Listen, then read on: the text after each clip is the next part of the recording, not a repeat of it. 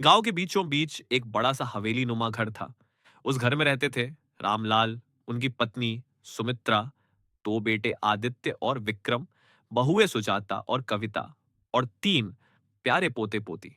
रामलाल पूरे गांव में इज्जतदार इंसान थे।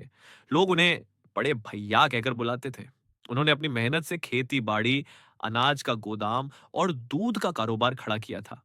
गांव में उनका परिवार सबसे संपन्न था।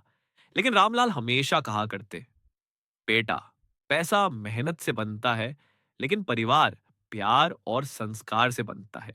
उनकी पत्नी सुमित्रा भी बहुत सरल और धार्मिक स्वभाव की थी।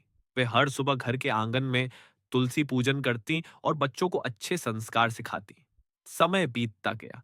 आदित्य और विक्रम बड़े हो गए। दोनों ने पढ़ाई की, लेकिन पिता का कारोबार ही संभाल लिया। शुरू शुरू में सब मिलजुल कर काम करते, लेकिन धीरे धीरे घर में छोटे छोटे मतभेद शुरू हो गए। आदित्य की पत्नी सुजाता सोचती थी कि घर का खर्चा ज्यादा उसी पर पड़ रहा है। विक्रम की पत्नी कविता को लगता था कि सास ससुर सिर्फ बड़े बेटे को तवज्जो देते हैं। यहां तक कि दोनों बहुओं ने पति के कान भरने शुरू कर दिए।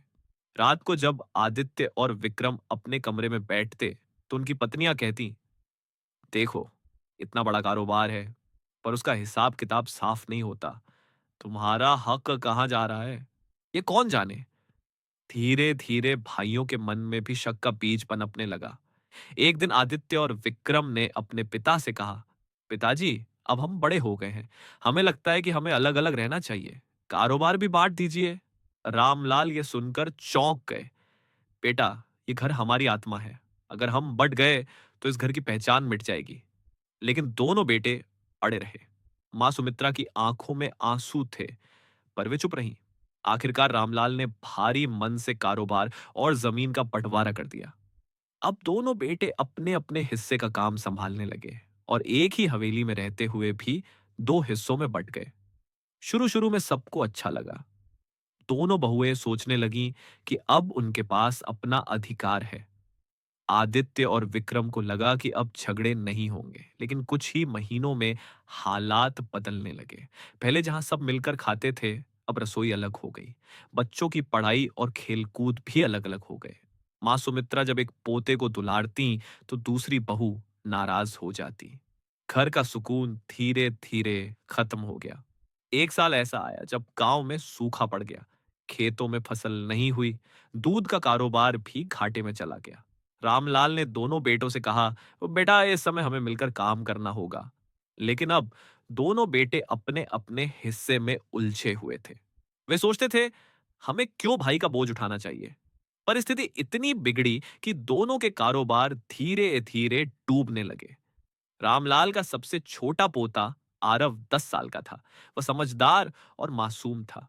उसने देखा कि पहले दादी घर में मीठी कहानियां सुनाती थी, त्योहार मिलकर मनाते थे, लेकिन अब सब बिखर गए हैं। एक दिन स्कूल में उसके शिक्षक ने कहानी सुनाई। एक किसान के 4 बेटे थे। वे आपस में लड़ते रहते थे।